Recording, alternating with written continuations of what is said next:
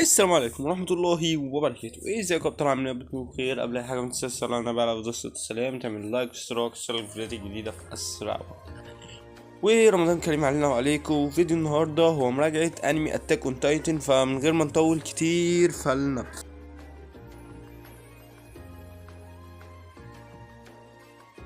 اتاك اون تايتن هو انمي متاخد من مانجا اسمها اتاك اون تايتن برضو، والمؤلف اسياما. والانمي مكون من 4 مواسم. نزل الموسم الاول 2013 والموسم الثاني 2017 والموسم الثالث نزل على 2019 و2018، والرابع والاخير نزل على سنتين اللي هم 2020 2021. ونوع الانمي هو اثارة واكشن ودراما وعسكري، ومدة الحلقة حوالي 24 دقيقة.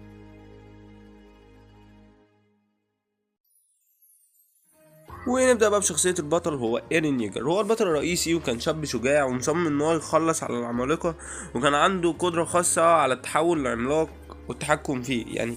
وما تعرفوش بقى ان هو بعد كده هيبقى هو ناوي يخلص على البشر علشان العمالقة تعيش، فتخيلوا بقى.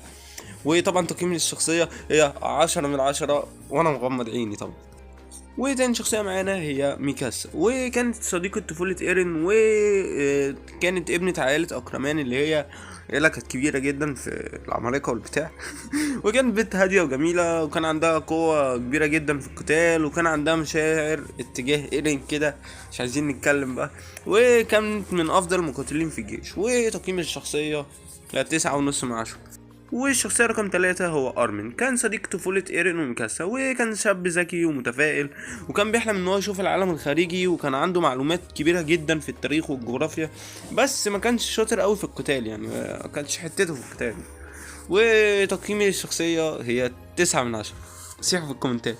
ورابع شخصية معانا هو بتاع الشاورما ليفاي، وكان قائد فرقة العمليات الخاصة، وكان أقوى جندي بشري، وكان شخصيته باردة كده وحادة، وكان بيكون ليه صورة قرابة مع ميكاسا اللي هو ابن عمها تقريبا. وراجل طرش. تقييم الشخصية 10 من 10 ونجمة كمان.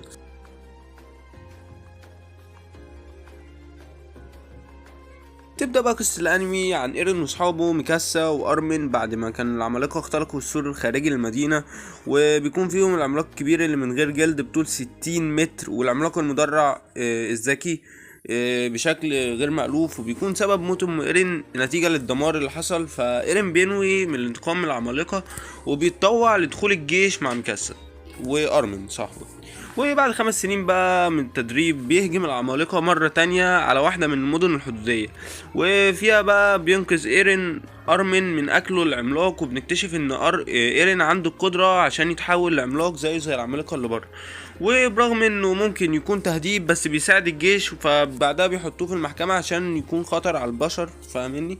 وبعدها بقى بينضم الفيلق الاستكشاف مع ليفاي بتاع الشاورما، وفي رحلة استكشاف كده للمدينة اللي اتدمرت قبل 5 سنين. المدينة دي بقى كان فيها القبو بتاع أسرار العمالقة، وبيتعرف الكشافة لهجوم العمالقة من الأنثى، وبتكون عايزة تخطف إيرين برغم إنهم عرفوا يقبضوا عليها، بس اتحررت وقتلت كل فرقة ليفاي، وده خلاهم يتراجعوا.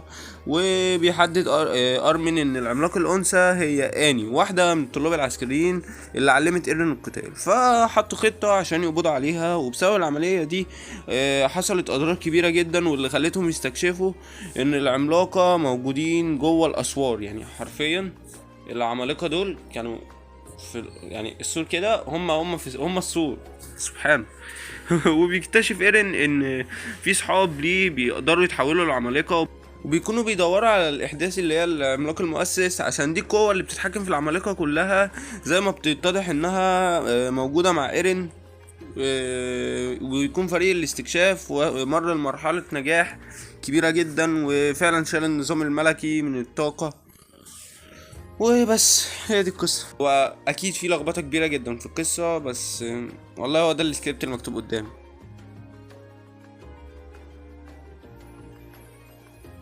نخش بقى لأهم حتة في الحلقة، تقييمي للأنمي. والأنمي ده بيتميز بقصة مثيرة جدا معقدة، اللي بتخلي فيه أسرار كتير ومفاجآت، ده غير بقى الرسم والمؤثرات اللي بص حتة تانية.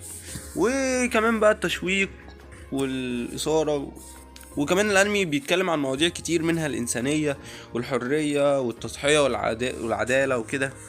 بس مشكلتي مع الانمي انهم كانوا بيتاخروا في تنزيل المواسم بسبب الظروف انتاجيه وكده. وطبعا الانمي اخد جوائز كتير، منها جايزه كودا نشا للمانجا وجايزه هارفي. وبصراحه انا اصلا بحب اتاك اون تايتن واحب ادي الانمي 10/10.